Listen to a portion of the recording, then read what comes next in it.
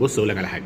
شوف لما تعمل حاجه وتحس ان انت عملت حاجه جامده قوي عشان خاطر حد، والحد ده اساسا مش شاغل باله، او مش فارقه معاه، دايما في الغلط، دايما في اللي هو بيعمله على دماغه.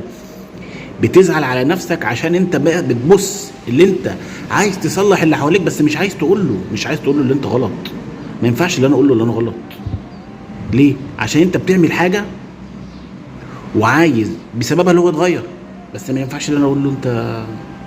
ليه بقى؟ عشان لما تيجي تعمل حاجه وتحبها قوي وتلاقي عكس الحاجه اللي انت تعملها.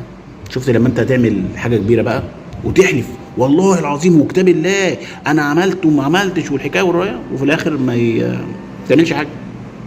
ليه بقى؟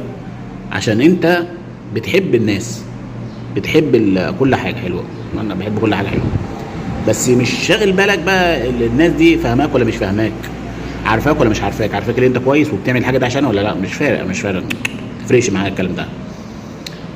لما تيجي بتعمل خير بتعمله ترميه في البحر، اعمل خير وارميه في البحر، ما تفكرش فيه.